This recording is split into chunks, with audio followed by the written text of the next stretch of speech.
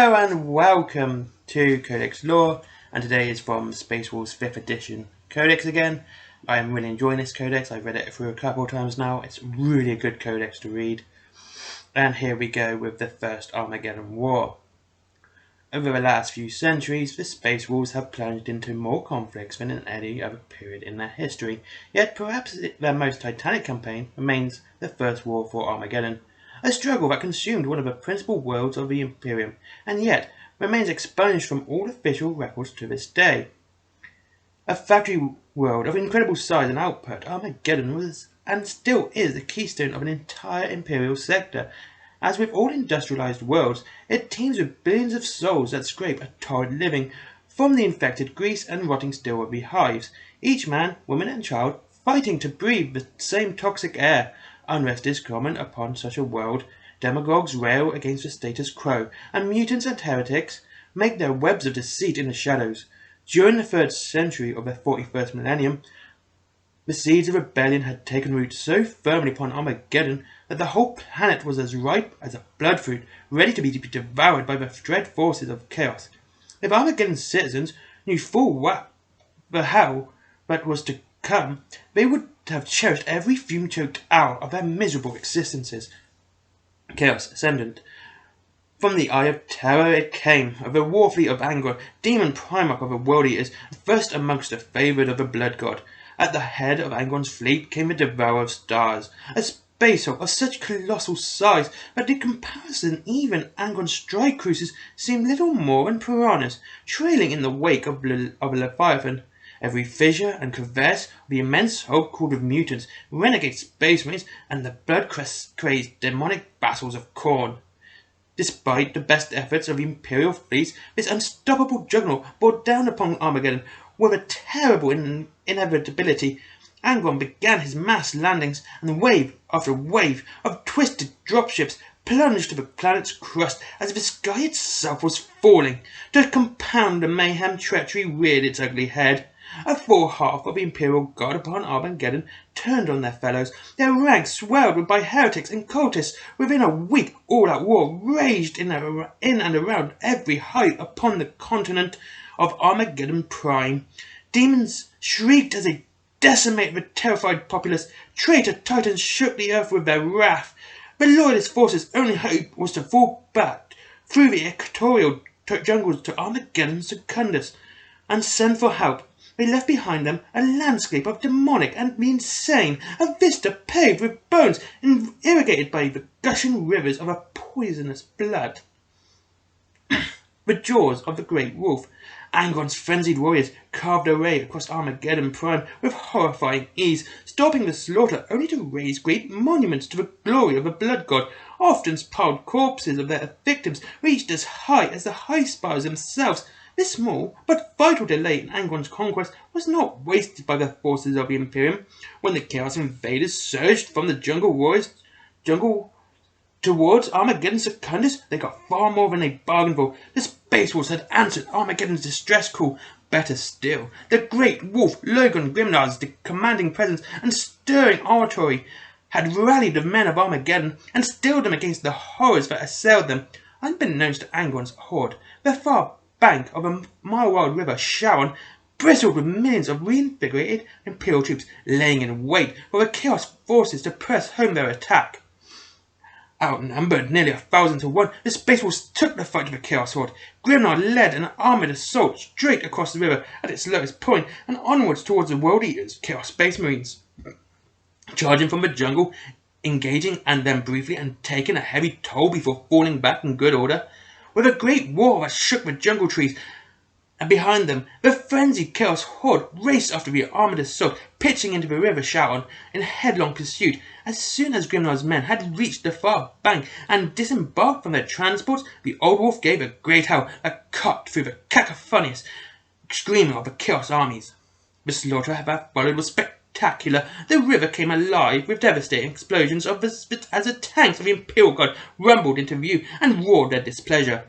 Massed large fire hissed into the chaos scum that floundered in the poisonous waters of the Sharon, as disciplined ranks of Gosmond took up firing positions upon the banks. 100 grey hunters stood grim-faced as they blew apart those renegades and made it that made it to the other side with interlacing bodies of bolter fire, where the chaos lines were thickest, where the monstrous offspring of chaos loomed largest, the Space Wolves waded into the river itself and set about them with frost axe and thunderhammer. An hour of frantic killing passed, then another, until the river was choked with the corpses of the invaders. The tattered remnants of a blood-crazed horde hesitated and foundered and broke. Faith versus fury. But the celebrations of Armageddon's soldiery were premature. To the west, Angron himself led an attack against Hell's Reach and the Infernus Hives.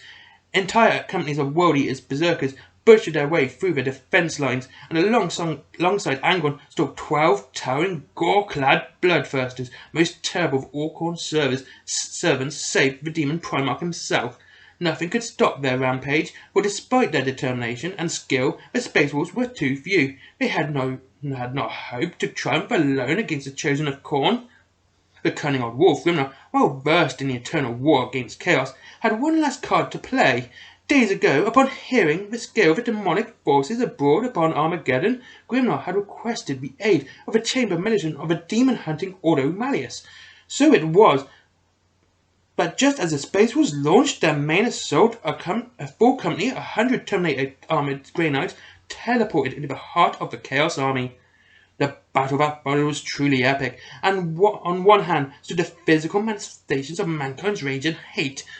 Against them was ranged the vessels of the Emperor's grace. The internal struggle within the soul of man was being played out upon the battlefields of Armageddon, just as it had at the gates of the Emperor's palace all those millennia ago. The survivors to emerge from the dust of this legendary conflict were a handful of Grey Knights, faith still burning bright in their eyes despite the pall of death that hung over them. They gave little more than a warrior's handshake to Grimnar and his wolf god before departing in a storm of light. The aftermath.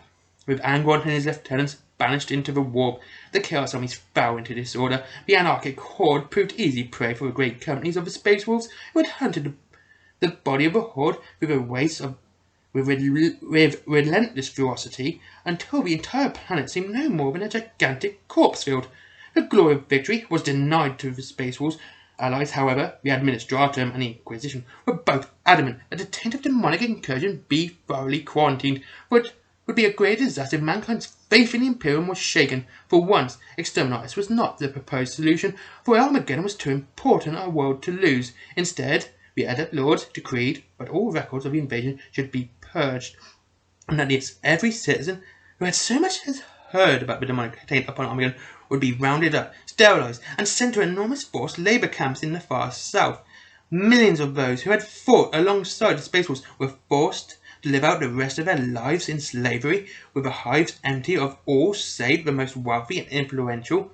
The Administratum imported new workforce to replace those that had gazed upon the face of chaos and lived. Then those who even mentioned the Great War were swiftly taken away to an ignominious end by the hive authorities, and within a month the planet's productivity was back to its optimum levels.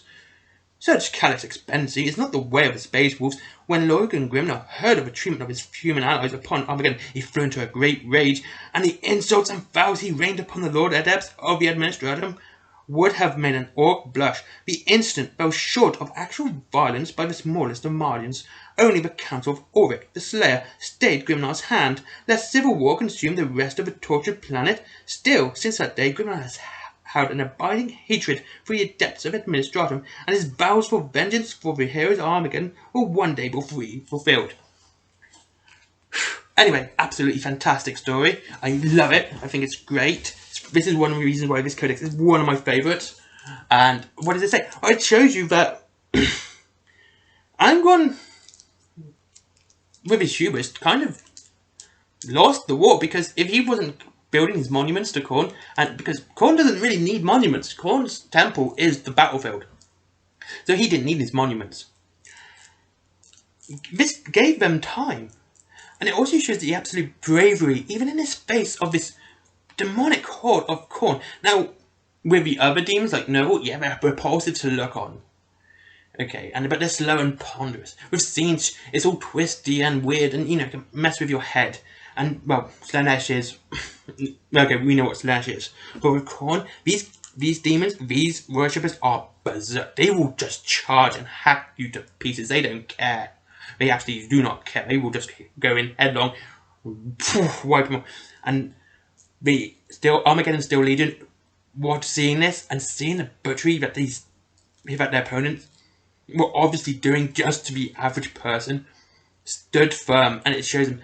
And it also shows the Space Wolves to be defenders of humans. Now, in my opinion, Space Marines are always best when they put humans first, when they are the vanguard, when they are the forefront, and it's the Imperial Guard behind them. That's when I like Space Marines, because they're doing what they're meant to do, to defend humanity, not to put humanity second to their own goals.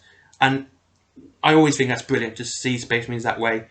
And this shows how the Space Wolves, though often of themselves better than humans, still willingly put the Space Wolves first to save humans, and I do like that. It also shows the wisdom which is countenance to their savagery. With Ulrich the Slayer saying, yeah, don't go start on this war, it's going to be bad for the people we just saved. It's going to hurt them more. You know? And this goes into the Months of Shame, which is more highlighted in The Emperor's Gift. It's a book I'm going to be reading, and it's something I do really want to expand on, because the First War of Armageddon is, to me, far more interesting than the Second and Third War against the Orcs, because this is something different, and hopefully something we can see again in the future, because we know there has been a demonic invasion on Armageddon again, because the Armageddon Orc Hunters are now allied with the Orcs to fight the demons. So hopefully we're going to see more of Armageddon. I would love to see this more expanded. Maybe Angron. This would be a great way for Angron to come back, in my opinion. I would love this for Angron to come back, and for Leman Russ to come back too. This would be a great way to see those two Primarchs return to the 40k universe, to go back to where this massive war happened, the biggest war for the Space Wolves. Not only that, because of the Imperial Creed being in countenance to the Imperial Truth, Leman Russ would probably be on the Great Wolf side here. We'd be on Logan Grimnor's side about going against the Administratum, because it's against what the Emperor wanted. In the beginning, he wanted science and truth and logic over religion, and this would definitely be within that wheelhouse of that as well. So this would be a great way to bring Leman Russ and Angron back to in the forefront of the 40k universe. It would be a great way to show this, because to me it would just be amazing to see those two fighting, and not only that, to see the Grey Knights again appear on the same defense, like in the Siege of Terror, and you know that when the Grey Knights finally came back. Oh, sorry, spoilers, I suppose. I mean, it's in the Codex. I don't think it's really much of a spoiler. I haven't even read the Siege of Terror books yet. I've not got to that point. I'm reading more of a 40k rather than 30k. At the moment, I'm reading some of the Horus Heresy stuff. But I do read a lot of codexes, and this would be a great way to see them coming back.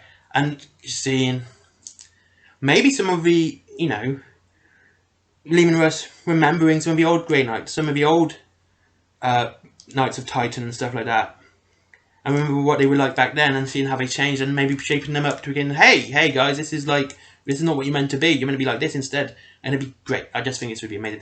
Anyway, thank you for watching. I hope I didn't speak too fast. I got really excited while reading that. Oh, great day. Like, comment, and subscribe. The link for Element Games is down below, as always, of course. And in my comics down below, and if you want to support me in a more personal way, get my comic, because it's got a 4-star review I'm quite happy about. And I hope you all have a great day, and see you all soon. And my voice is going again. Have a good one.